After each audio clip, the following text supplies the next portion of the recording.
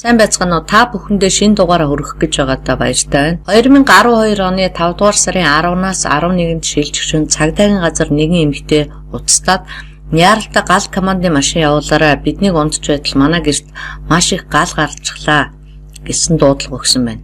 Энэ дуудлага нь ямар учиртай дуудлага байсан бэ? Ямар хүн дуудлага өгсөн бэ гэдгийг ярихаас өмнө эхлээд энэ хэргийн гол зангилаа болох гол дүрийн хүний тухай тодтогон ярьж өгье.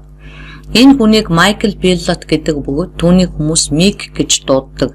1956 онд Англид төрсэн 6 хүүхдийн эцэг юм. Түүний бага насны амьдралын талаар мэдээлэл нь тодорхойгүй бөгөөд зөвхөн 19 наснаас нь хойших мэдээлэл байдаг. Тэрээр анх 19 настай байхдаа 15 настай Ким Хил гэдэг охинтой танилцсан бөгөөд удаачгүй тэр хоёр шууд үерхэж хэлдэг.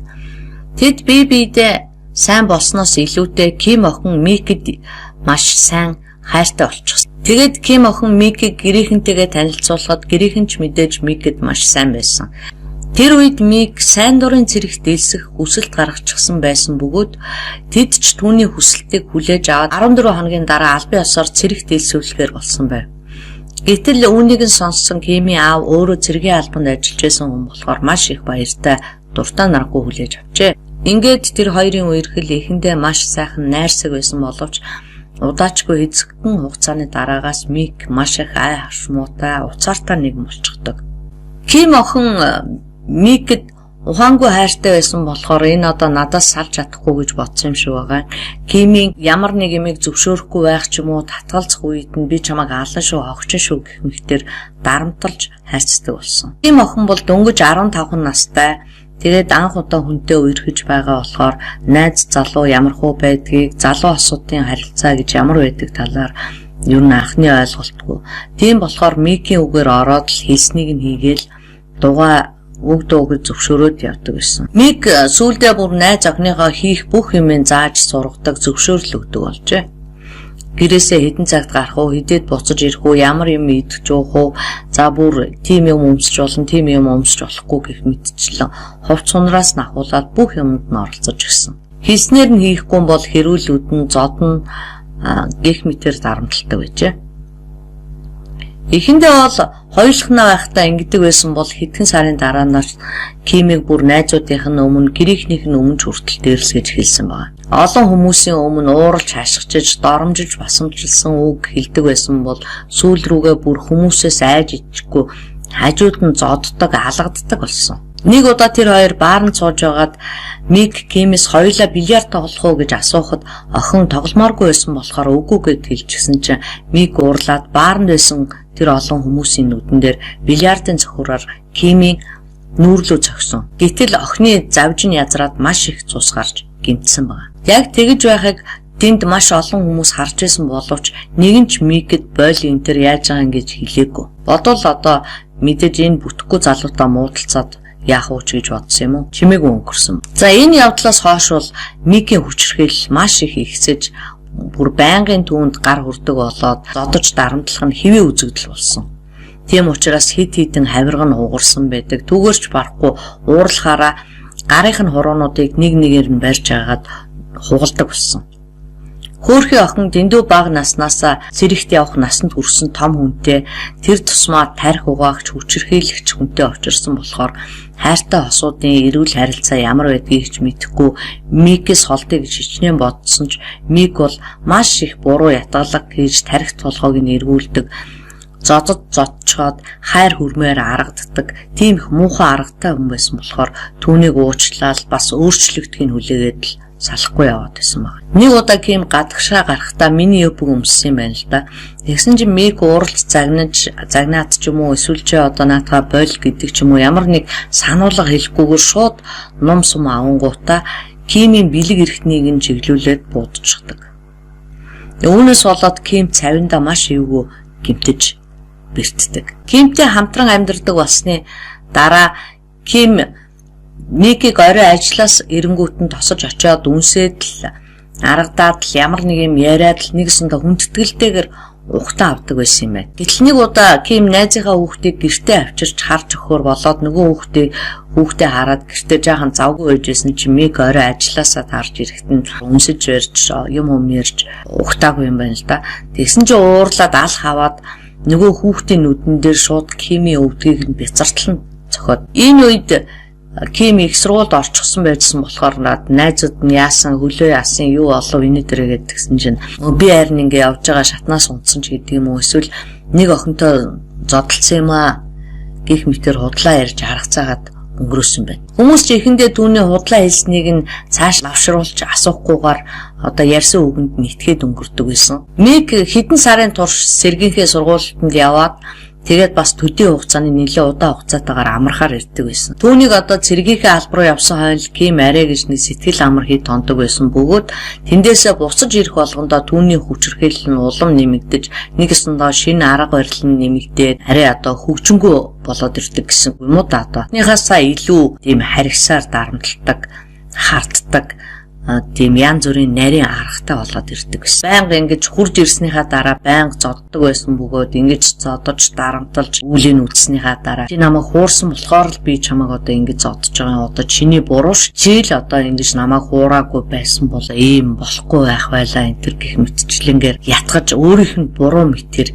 нөгөө бяцхан охиныг толгойг нь эргүүлж хатгадаг байсан ба. Ким бол хөөрхөн амтан Микийн хэлдэг бүхий л одоо заавар тушаал дүрм журмын ягшлал дагаад бүхэл бүтэн 2 жил амьдрсныхаа эцэст өөрийгөө одоо буруу алхам хийж буруу хүнтэй хянаж явгаа мэдээд салгаар шийдэж Микийг нэг өдөр ажилдаа байхад нь зурвас бичиж үлдээгээд өөрийнхөө бүх юмыг аваад гэрлүүгээ явчихдаг. Тэгээ Мик ажилласаа ирээд нөгөө захиаг нь уншаад Кимийг явцсан байна гэдгийг мэдэнгүүтээ маш их уурлаа. Тэгээ гэрлүү нь явж очиод хонон үнжин Кимийг буцааж авчрах гэж аргадаж гуйдаг. Тэгээ бүтэхгүй болохоор хэдэн 7 хоногоор араас нь мөрдөж жагаад Ким болон түүний гэрийнхний ирж очдог цагийн хуваарийг мэдэж аваад тэгээд нэг өдөр аавыг нь шөнийн ээлжтэй үеийн тааруулаад гадаах цэцэрлэгт нь хүлээгээ зогсож. Дээж охин хоёрыг өрөөндөө ороод унтахыг нь мэдмэгц гэрлүүн сэмхэн ороод өрөөндөө унтчихсэн Кимийг хутгалж хэлдэг. Тэр үед Ким ч гэсэн мэдээж залуу хөлт учраас мөчөөгөө өгөлгүй түүнтэй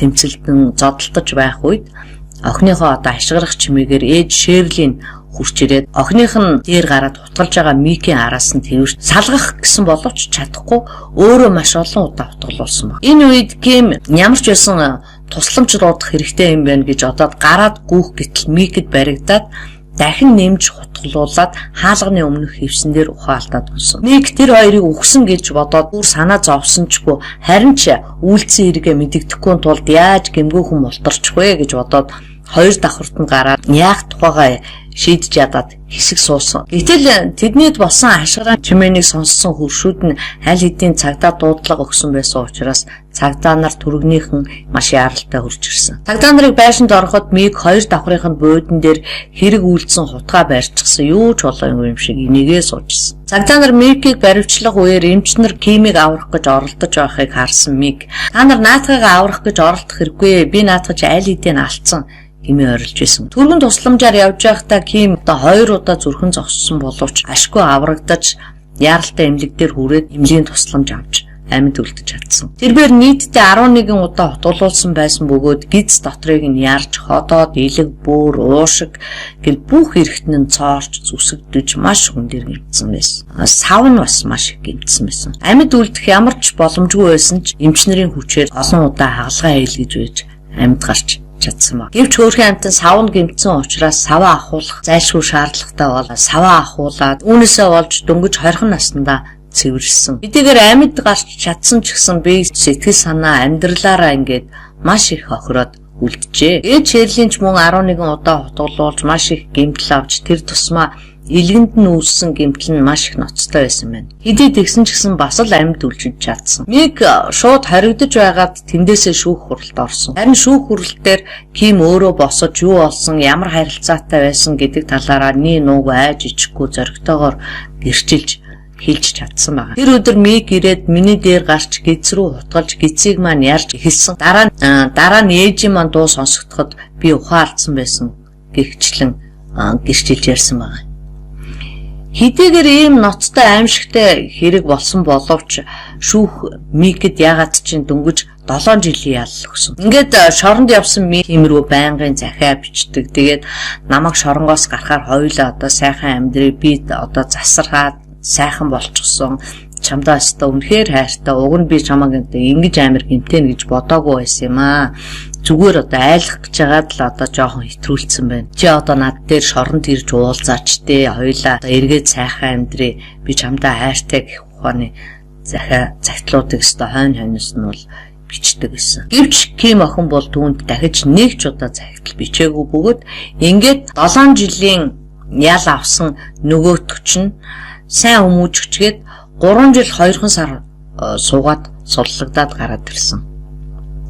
Гарч ирснийхээ дараа Мик нөгөөт нэг загтлаа бичсээр байсан бөгөөд Кимийг хариу өгөхгүй болохоор нь чи надтай эргэж нийлэхгүй бол би чамайг ална маш хэрцгийгээр шүнжин хүчинд нь гэх мэтээр сүрдүүлж байсан ч гэсэн Ким охин бол түүний сүрдүүлэхэнд огтхон чавтаагүй.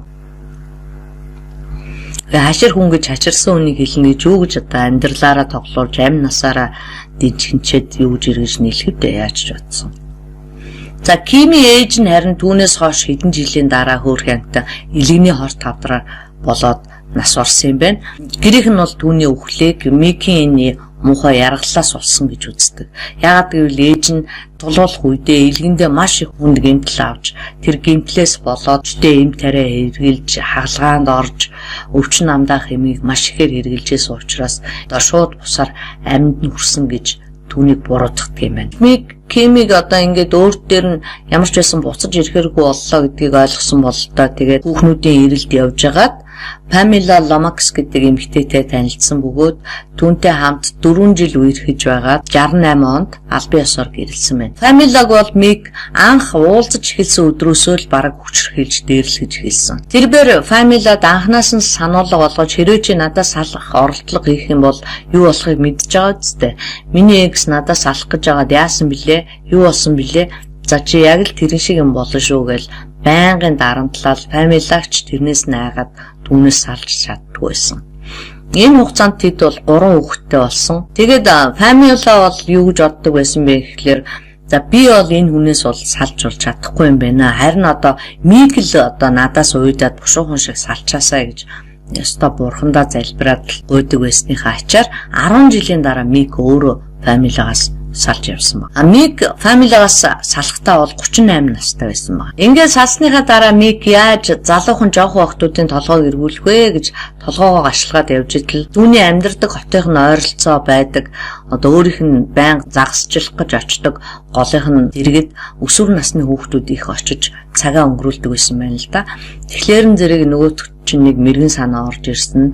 Юу энэ хүүхдүүд чинь одоо эднэр голын ирэг дээр бас шоудж моодн тэнгүүт арх пиав авч чадахгүй яагаад гэвэл насан туршаагүй учраас тэгэхээр зэрэг би эднэрт одоо харин арх пиав авч өгч болох юм байна гэж бодоод тэдэн дээр очиж яриа өдөж эхлээд танилцдаг. Тэдний дунд Хайдер Кия гэдэг нэг 14 настай охин байсан бөгөөд Хайдер түүнийг энэ одоо ямар сайн ах вэ, ямар гоё найрсаг зантай ах вэ, өстой кул ах байна гэж дотроо бодоод тэгээд ингээд тэд нар байнга уулздаг. Голцоо одоо Хайдрын найзуудтай хамт бүгдээрээ нийлж уулздаг байснаа сүүлдээ Хайдртай хоёулах нь уулздаг болоод ингэж одоо кул залуу мундаг ахын дүрд тоглож байж байгаа Хайдер охиныг өөртөө нэлээд сайн дасгаад эхэлмэгц муухай зангуудаа гаргаж эхэлдэг. Хайдрын хувьд бол Мик түүний анхных нь нэр хүн байсан болоод ч тэр юм уу дэндүү жаахан охин байсан болоод ч тэр юм уу түүний сүрдүүлэг дарамтанд нь маш амархан орчдог.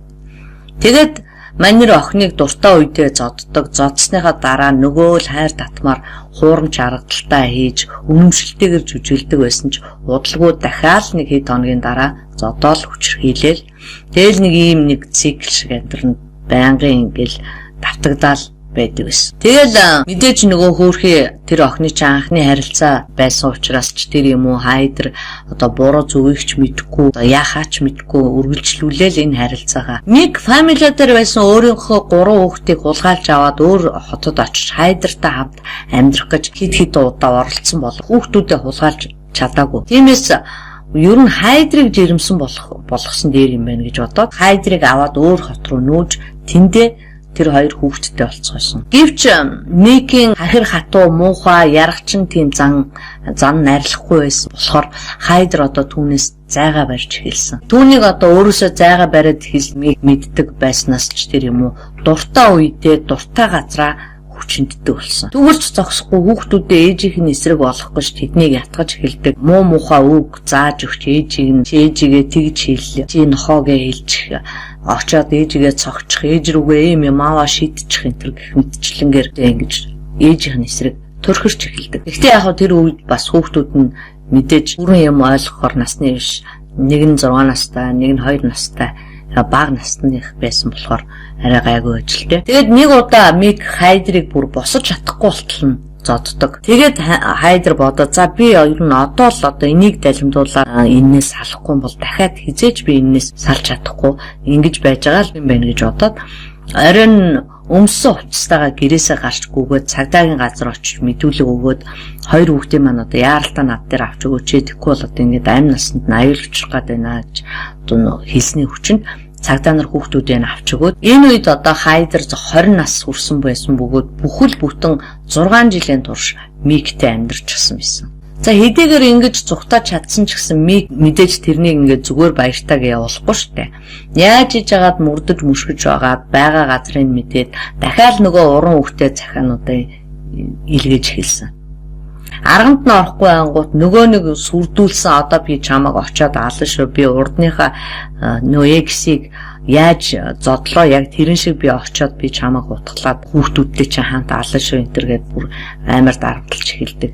Тэнгүүд нь Хайдер бол дахиж нүгээд ерөөсөд түүнд дахиж олдохооргүй тийм газар руу яв. Хэдийгээр Мик түүний хойноос хөөцөлдөжсэн боловч олж чадаагүй учраас дахиад өөр шинэ найз охин хайж эхэлдэг.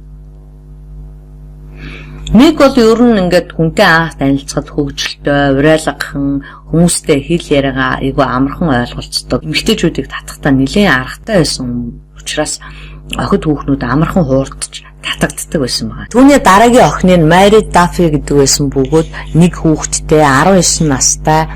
Тэгээ урд нь мөн л хүчрхийл зодон цохонтой токсик харилцаанаас гарч ирээд удаагүй охин байсан бөгөөд Мик бол манай эхнэр ч гэсэн намайг одоо маш ихээр хүчрхийлж зодож нүддэг байсан. Чи үтээр ингээ айгүй адилхан юм байна. Хоёулаа л юм хүчрхийлэгч хүмүүстэй амьдарч исэн зовлон нэгтэй хүмүүс юм байна гэдэг гэж жүжиглж агаад түүнийг өөртөө татсан байна. Ингээд нас нь нилээд явсан болохоор ч тэр юм уу энэ удаагийн харилцаа нь дөрөвчийнхаа тэр зэрлэг балмад харьцаануудыг бодох юм бол арай жоохон намжмал харилцаатай байсан гинэ. Тэр хоёр танилцаад удаагүй байхдаа 2001 онд Мик дахин нэг охинтой танилцдаг бөгөөд Лиза гэдэг охин байсан. Лиза бол бас л өөрхийн амтан ээж аавгүй өнчөө өрөөсөн тэгээд нэг хүүхэд дагуулсан бас л нэг ядарсан амтан байсан юм. Маридас гадуур Лизатай уулздаг байсан бөгөөд Маридас бас нэг нуух гэж оролддог байсан байна. Марид ч тэр хоёрын харилцааг мэдсэн бөгөөд тэр мэдсэн мөртлөө нэг ач холбогдол өгөөгүй байна л да. Ингээд Марид хүүгээ аваад Миктэй хамт амьдрахаар шийдэж тэд нар улсаас тусламж гуугаад тусламжийн 3 өрөө байранд гэр бүл болоод ингээ орсон. Ингээд тухтай сайхан байртай болоод их нэртэй болцсон байсан чинь Микэд бас нэг санаа төрдөг. Тэр нь бол юу вэ гэхлээр зэрэг Лизаг бас хүүхдтэй хамт аваад тэргүүл яадгийн тэгээд одоо хамт амьдруул яадгийн гэсэн санаа орж ирсэн байна. Угаасаа Марид Лиза тэр хоёрыг мэдсэн мөртлөө мэдчихэд нэг юм ярихгүй байсан болохоор зэрэг ерөн зөвшөөрөх байх гэж бодоод хоёулаа ингээд Лиза хүүхдээ аваад ирүүл яадгийн би бэлэн юм хүүхд харах хүнтэй болчих штэ. Тэгээд бас чамд одоо ингээд гэрийн ажилд чинь тусдсан болоо зүгээр юм шүү гэх мэтэр ингээд ятгасаар байгаад Лизаг гэртээ аваад ирсэн. Ингээд 3 өрөө байрандаа хүүхдүүдтэйгээ арай багтахгүй гэж бодсон юм уу? Сексийн эсвэл тухтай орчин үүсгэх гэсэн ч юм уу? Гэрийнхээ хажууд бас нэг чиргүүлэн гэр худалдаад авцсан. Тэгээд шөнө болохоор Майри Лиза хоёрыг нэгээр нь тийш нь авчиад хамт хондог байсан. Миктэй тэр чиргүүлэн гэрт хоноогүй нэг нь гэртээ хүүхдүүдээ хараад байж идэг байсан. Тэр авийн хүмүүс гайхаад одоо нэг хүн чинь нэг их нэртэй нэг найз охинтойгоо одоо ингээд нэг доороо хамт амьдраад ээж болдгийм үү гчлэнгийн яриа газар аваад зүгээрч барахгүй нөгөө гурав чинь тэр хүндээ од болж жижиг сонин сэтгүүлдэр зураг нь гарч ярилцлага хүртэл өгч тэр үеийн Мик хэрвээ энэ хоёр хүсэх юм бол би энэ хоёрыг нэг шөнийн турш зэрэг жаргаж чадна штэ гэх мэтчлэнгийн ярилцлага бүр зурагтаар өгсөн баг. Ингээд тэр 2 жил цуг амьдраад 2003 онд Майридад гэрлэх тас санал тавьсан байна. Майрид ч зөвшөөр хамгийн хачирхалтай нь 18 нас хүрээгүй тэгээд бас 7 сартай жирэмсэн Лиза өөрийнхөө найз залуу Микийнхээ хурмынх нь гэрч болдог. Гэхдээ тэр үед бас Майрид ч бас жирэмсэн байсан гэж байгаа.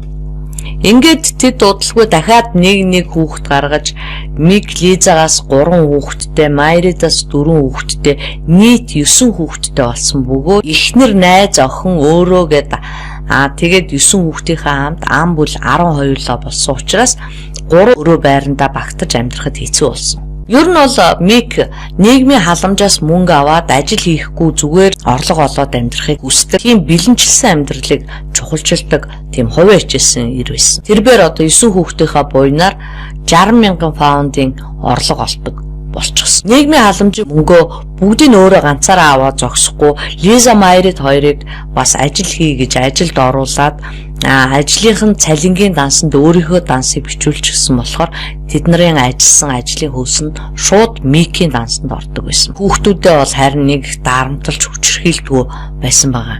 Ер нь хүүхдүүд нь бол гайгүй жаргалтай үеийнхээ хүүхдүүдийн адил инээж хөрсөн тийм хүүхдүүд байсан гэж сүүлд нь бол хүмүүс ярьсан байна. Ингэж тэр 3 хэдэн жил амьдрсны эцэст Мик Майридаас илүү Лизад сэтгэлтэй болсноо ойлгодог. Энэ үнэхээр одоо сэтгэлтэй гэхээсээ ямар нэг ашигтай зүйл харагдсан ч юм уу тэрийг бол өстой чөтгөр бөмбөд. Тэртээ тэргүүл гуруулаа амьдарч байгаа юм чинь одоо нэгнээс нь салж нэгэнтэй амьдрна гэдэг нь одоо ямар ч учиртай байдгийг. Тэгээд тэр бодлоо бол Майридад хэлсэн байна л да.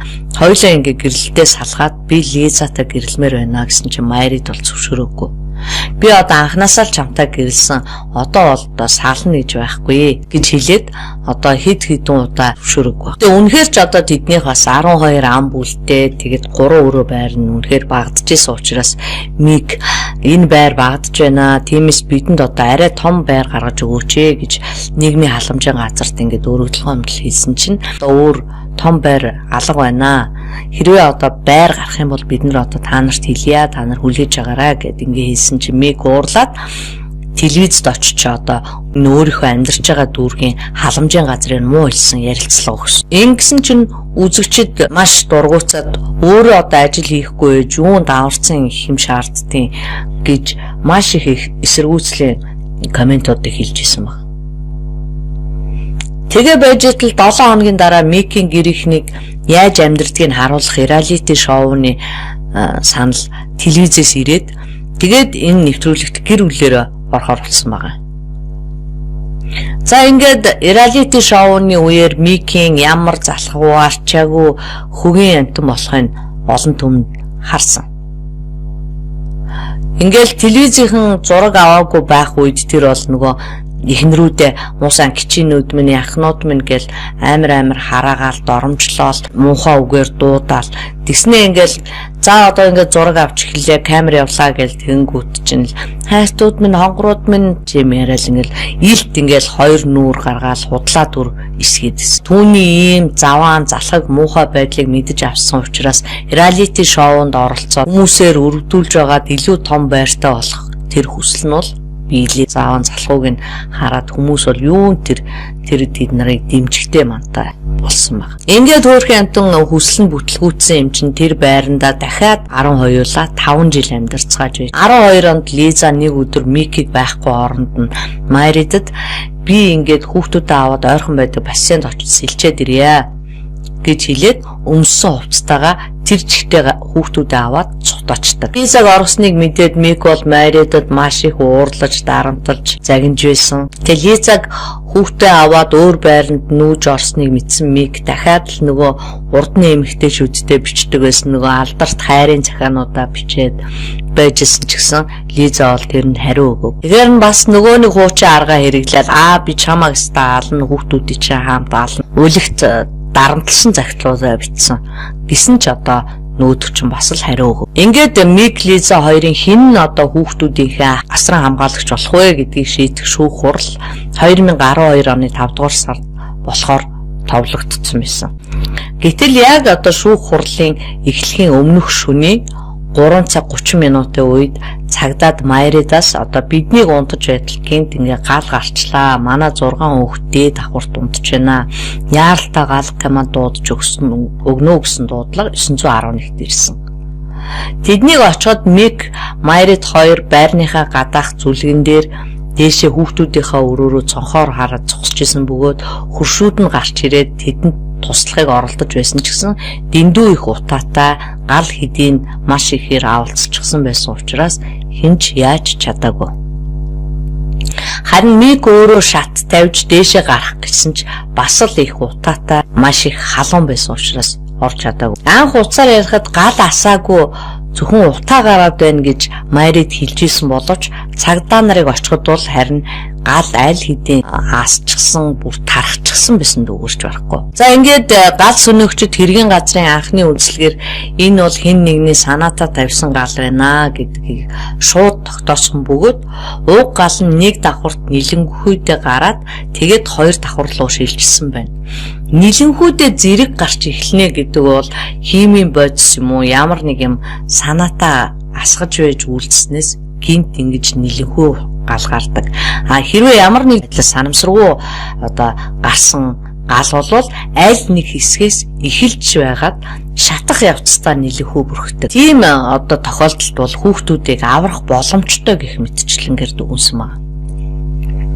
Ингээд гал сүнэгчд бол мэдээж 2 давхарт гарч хүүхдүүдийн өрөөнд ороход хүүхдүүдийн бие нь хэдийгээр шатаагүй байсан боловч маш их утаанд угаартаж аль хэдийнэ 5 хүүхэд нь нас барсан байсан. 13 настай хүү Дуэн ухаан алдсан байсан учраас хамгийн ойрын эмнэлэгт яаралтай хүргэж өгсөн. За энэ дүүрэгт бол хамгийн анх удаа ийм их том хэрэг гарч 5 хүүхэд амь нас эндсэн учраас хүмүүс маш их эмгэнэн гашуудаж байлаа. Галын мэрэгчлэнүүд нэгэнт одоо галыг санаатаа тавьсан гэдэг дүгнэлт гарсан учраас хэн гал тавьсныг тогтоохоор цагдаагийнхан ажиллаж эхэлсэн. Ингээд одоо ойр хавийн бүх хүмүүс, гэр бүлийн хүмүүс, бүхэл хүмүүсээс мэдүүлэг авч эхэлсэн ба. Одоо тэдний хамгийн ихнээс ижигт мэдээж нөгөө оргон зайлаад явсан Лиза болж таарсан.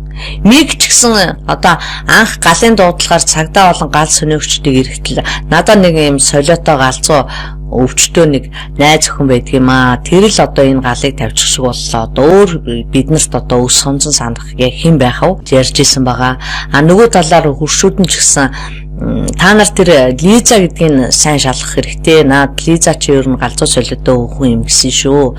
Тэрийг одоо эхэлж шалгасан дээр баха хуршүүд нь хүртэл хэлсэн ба. Ингээд тэд Лизаг маш хурдан яарвчилж баривчилсан боловч Лиза энэ хэрэгт ямар ч холбоогүй гэдэг нь маш хурдан тогтоогддог учраас тэгээд тэр дор нь суллаад явуулчих. За цагдаа нар ийхүү хэргийг шалгаж байх явцад Мик Майрид 2-ыг эмнэлгээс бид нартай хамт яваад ингээ хүүхдүүдийнхээ шарилыг баттгах ажилд оролцоотгооч гэдэг ингээ хэлсэн чинь нөгөөдөл чинь хөрш Расал гэдэг хүнийг хамт одоо бид нартай хамт харин болоод ингээд яваад өгөөч гэд бас давхар гуйсан. Биднийг моргт очиход Майрид бол би орж чадахгүй нэ минь би одоо ингээд орж зүрхлэхгүй байна гэж хэлээд Мик Расал 2 хүүхдүүдийн шарилыг мөн болохыг нь баталсан. Ингээд тэд дараа нь шууд амхүү Дуэний хэвтэж байгаа эмнэлэгт очиход хөөрхий хүү мөн л ухаан ороогүй байсан. Дуэн хүү 3 хоног ухаан орохгүй байсан учраас сэхээ амьдруулах төхөөрөмжийг Мик Майрид 2 салгахаар шийдээд тэрхүү төхөөрөмжийг унтраасан байна. Тухайн мэдээ нь маргааш өглөөнөөс нь эхлээл бүх сонин эвлэл зурагт радиогоор яваад нэг шөнийн дотор одоо 5 хүүхдээ галд алдчихэ гэсэн мэдээ англи даяар гарч бүүн шуугам. Ингэтэл одоо сайхан сэтгэлд ард түмэн ингээд бүгд одоо тэр гэр бүл танд өгөөд тухайн үед бол 15,000 паунд буюу $17,000 цуглуулж тэр хүүхдүүдийн буйны ажлын хандивт эцэг ихт нь өгсөн баг. Гэтэл тийм их мөнгө авсан нөгөө Мик Майрид 2 чинь мөнгө авчаар дэлгүүр хийсэл янз бүрийн хэрэг тэрэггүй юм аваад ингээ яваад байсан. Мэдээж одоо гэр орных нь хамаг юм шатцсан юм чи хоол унтагаа шинэ ойр зургийн хэрэглээний юм авах ёстой шүү дээ. Гэтэл тэд нар чинь бол ямар ч ач холбогдолгүй янз бүрийн хаа маш их хувцс хуунар видео тоглоомнуудад 9 шүд юм худалдаж аваад байсан нь бол хүмүүсийн одоо дургуутсал бөгөөд гайхлыг маш ихээр төрүүлсэн байгаа. За энэ нь ч бас мэдээж цагдаагийнхны сонорт өрсөн учраас тэднийг сэжигтнэр сэжиглээд за одоо эднэр ер нь эцэг эхчүүд нь өөрсдөө галаа тавьсан байх магадaltaй юм байна гэд сэжиглэж эхэлсэн. Ер нь бол Микийг илүү ихээр сэжиглэж исэн. Учир нь Мик одоо гал гарчаад байхад газ наашаа цаашаа гүгээд хүүхдүүдэд аврах ямар боломж байгааг эрэлхийлэхийн оронд гадаа зогсоод Лизал гал тавьчлаа. Лизал одоо энэ галыг тавьсан байхаас зайлахгүй гэдэл хүмүүст ойлгуулах гал тэднэрт яриад нөө галын хүмүүст ч яриад цагдаа нарт яриад хөршүүдтэй ч яриад ингээд яваад байсан нь бас их сэжигтэй санагдсан.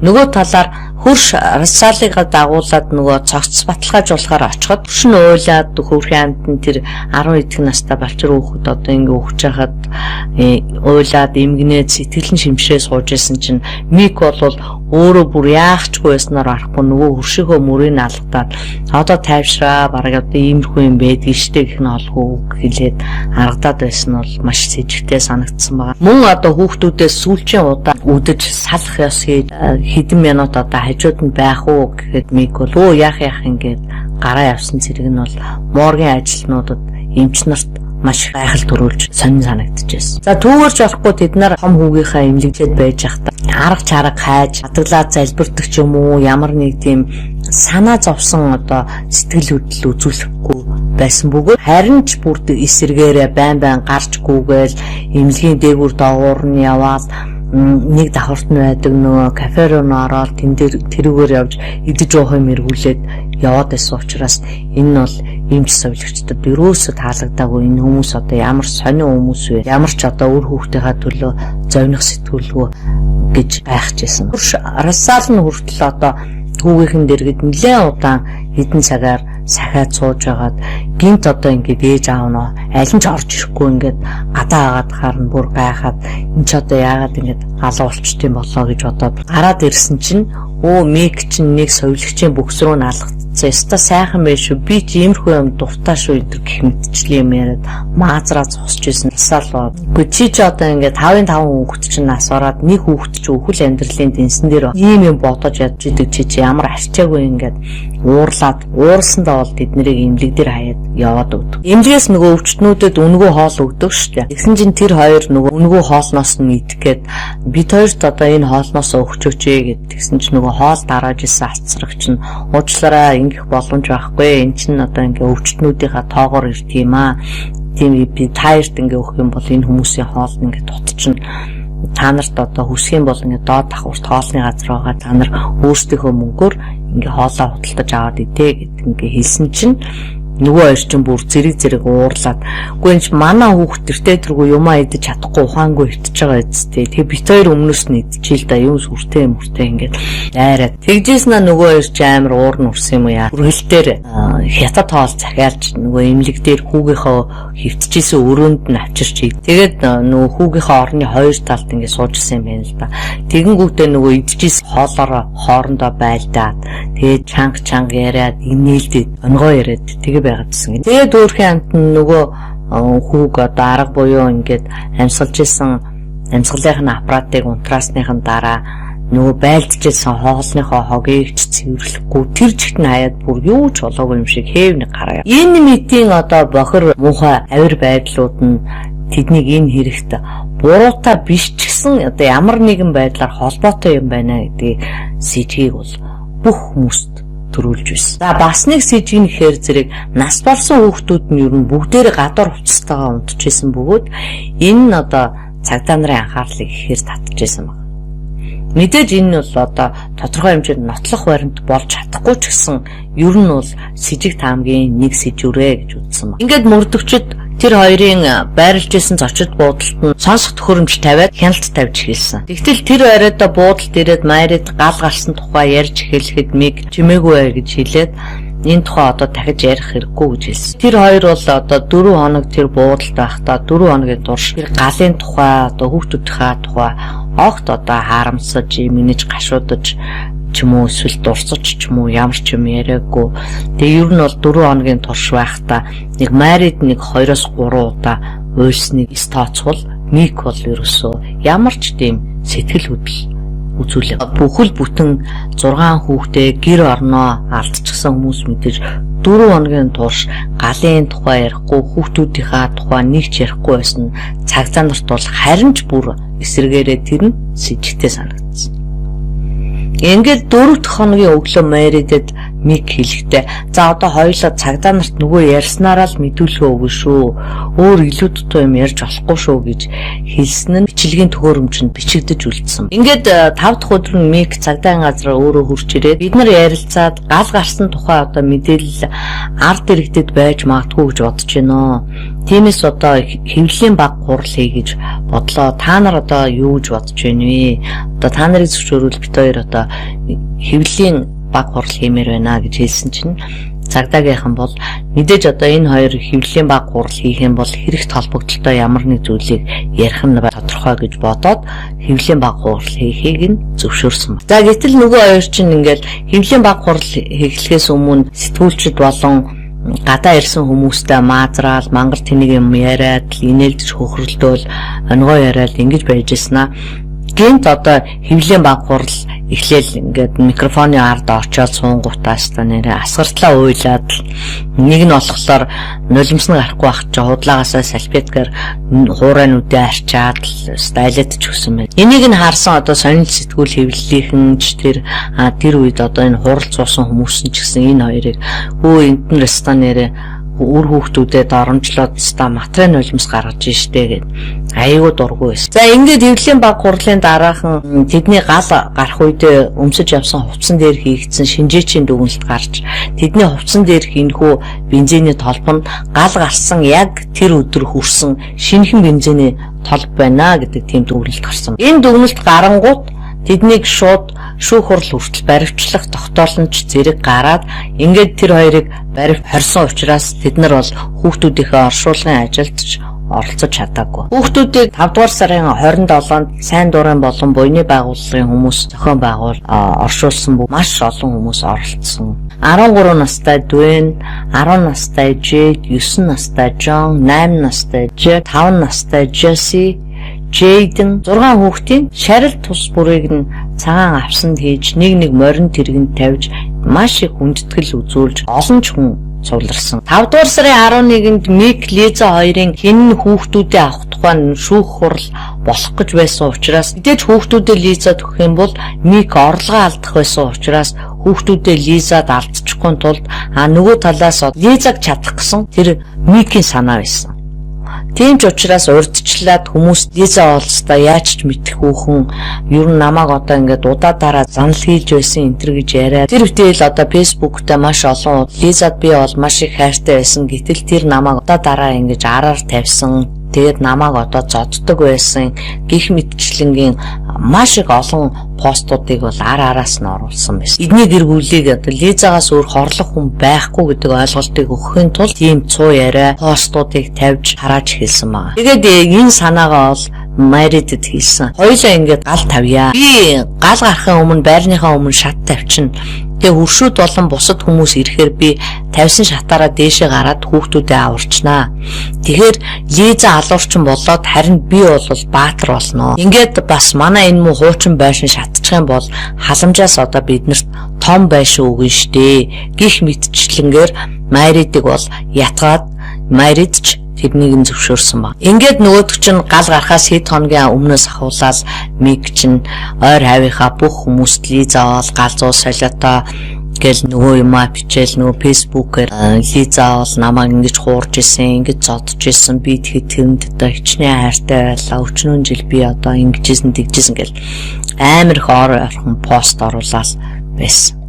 Тэгэнгүүтээ тэрүүгээр ч зогсохгүй бүр цагдаад очиод Лиза намайг ингээ мөрдөж мөшгөө дарамтлаа зүгээр байлахгүй байна гэд 2-3 удаа очиод тэмдэглүүлсэн байсан. Ингээд 5 дугаар сарын 10-нд Мик дэлгүүрээс канистр худалдаж аваад бензин колонкоос бензин авч тэрэндээ дүүргээд тэгээ өөрийн найз Пол Мослигоо дуудаад төлөвлөгөөгөө хэлсэн чинь нөгөөтгөн ч зөвшөөрөөд тэр гурав оройдоо Микийн давхрын том өрөөнд нь гуруулаа арх хууж Майрид өвс татаж нилээд мансуурч хөгжилдсөн байна. Тэгээд хүүхдүүдийг 10 цагийн үед унтуулангуудаа гуруулаа тэндээ группэн секс хийж шөнийн одоо 2-3 цаг хүртэл наригж агаад 3 цагийн үед бензиний 1-р давхурт нь асгаад тэгж асахдаа бол Лизаг үүдэнд байдаг дугтууны нүхээр цаас шатаагаад оруулсан гэж хүмүүст бодогдуулахаар тооцоолоод хаалганыхаа дэрүүгээр нэлээд их бензин асгаад орхисон. Пол Мосли бензин асгасныхын дараа бензинүүдийн савыг аваад ирлүүгээ явсан ба. Ингээд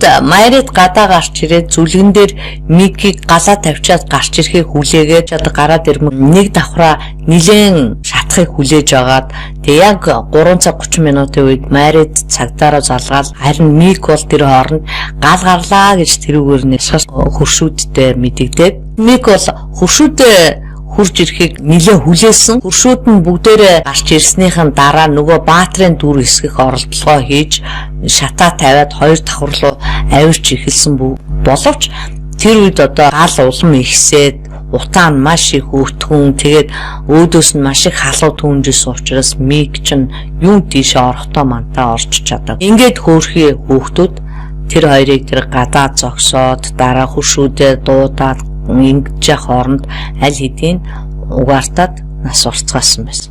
Харамсалтай. Мэрид, Мик, Пол нарын шүүх хурал 2013 оны 3 дугаар сарын хүртэл нэлээд удаан хугацаанд сунжирч яллах дүгнэлтэнд гарсан баг. Шүүх хурал дээр Мик бол эхлээд өөрийгөө одоо би ямар ч буруу намайг одоо битгий буруутгаач гэж одоо өөрийгөө тайлбарлах гэж маш их хичээж оролдож байсан боловч хүмүүст тэр яриа нь бол ямар ч ихтгэл төрүүлэхгүй байсан учраас нөгөөдөг чи аргаа өөрчлөөд би бол энэ группээрээ секси их дуртай ийм байрлууд дуртай гэх мэтчлэнгийн балаа юм яриад нүүр амаа янз бүрийн хөдөлгөөн хийгээд шүүгчдийн бүрэлдэхүүнийг аль болохоор одоо инээлгэх гэж оролдож байсан боловч энэ нь бол мэдээж маш одоо ядмаг аргаа барсан оролдлого байсан учраас хүмүүс харин ч түүнд эсрэгээрээ бүр дургуутсаж эн чи одоо бүр үнэхээр одоо гаж довтоо солиотой мэдрэл муутай тийм байна гэдэгт нь итгэцгээсэн баг. Тэгэл Майрит Мик хоёрын хувцсан дээрх бензиний толбын тухай болон тэд нарын гал гаргах гэж байсан тухайга хоорондоо ярилцаж байсан тухай зарим нэг гэрчүүд үгээ хэлж эхэлсэн. За ингээд шүүх хурал бол мэдээж хэдэн 7 хоногийн хоошилж байж ах хугацаанд Мик хоригдсон хിവэрээ байсан. Тийм учраас одоо шүүх хурлаас тараад орой нөгөө хоригдож байгаа газартаа очингуудаа харгалзагч нартаа би одоо ингээд суллагдах байгаа удахгүй гарлаа. Та нар угаасаа одоо намайг буруу гэдгийг мэдэн штэ гэх мэтээр л маш худлаа ярьж ирсэн. Мөн хөрш Арсаал руугаа хэд хэдэн захиа өтсөн бөгөөд захиандаа бол би одоо ингээ удахгүй шоронгоос гарах гэж байгаа. Одоо шоронгоос гараад Мэриттэй гуруулаа ингээ манай хүүхдүүдийн булшин дээр очих уу.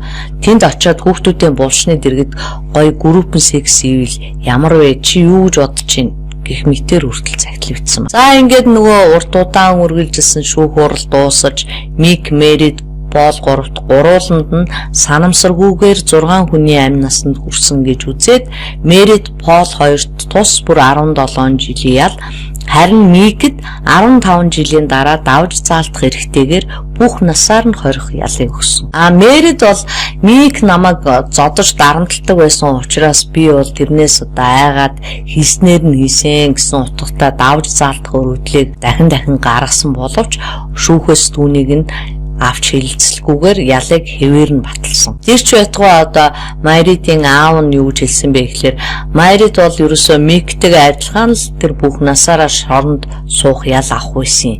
Тэгсэн бол таарах байсан гих мэтчлээ ярьсан ба. 2020 онд Майрит 7 жил суугаад хугацаанаас өмнө суллагдсан байгаа. Пол Мосли ч гэсэн мөн хугацаанаас өмнө суллагдсан. Харин бол Мик шорондоо сууж саатан сонссон та бүхэндээ маш их баярлалаа. Миний зүгээс подкаст зориулж барьж аавна гэдэг бол бодож ирснээс маш их атармаатай юм байдгийн байна. Нэгэнт одоо эхлүүлсэн болохоор өөрийнхөө чадах ятгаар л оролдож байгаа. Тийм учраас та бүхэн энэ миний одоо хичээл зүтгэлийг минь хүндэтгэж үзээд аль болохоор эерэг сэтгэл үлдээж байгаарэ. Ялангуяа ийм гэмт хэргийн дугаар бол одоо өөрөө санаанаасаа зохиогоод хийх боломжгүй учраас нөгөө талаас бас хэлний бэрхшээл надад учирдаг. Энэ сүүлийн үеийн залуучууд бол маш их хурдтай байна.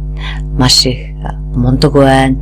Тэг миний чинь хурд бол бас тэр залуучуудыг бас үнэхээр гүцэхгүй байна. Чадал бас гүцэхгүй байгаа. Тийм учраас одоо нэг дугаар бэлтгэхэд л одоо хамгийн хурдандаа гэтэл би ер нь 3 энэ төр хонжийн тэгээд тэрнээс одоо бага хугацаагаар нэвтрүүлэг бол хийж чадахгүй байгаа шүү. Тийм учраас та бүхэн бас ойлгож уучлж үзээрэй. Уг нь болоод 4-5 баримтат кинонд тайлбар уншижсэн боловч одоо бол маш их ээрч төгжчихдөг болсон байна. Тэгээд одоо нэвтрүүлгүүдээ бол ямар ч монтажгүйгээр оруулах боломжгүй болчиход байгаа. Яг үл маш их ээрч төгжчихсэн энэ хэсгүүдээ хасаж монтажлсаар байгаад хамаг цагаа авч байгаа юм тал байдаг. Үнэхээр одоо та бүхэн миний энэ дугааруудыг сонсох хэцүү байх юм бол сонсохгүй байж болно. Тэгээд цаана өшөө одоо мундаг залуучуудын хийсэн гой нэвтрүүлэг подкастууд зөндөө байгаа. Тэр бүхнийг бас очиод сонсч болно шүү. Таван сонголт бол сонсогч таны гарт байгаа шүү гэж хэлье. За баярлалаа. Баяртай.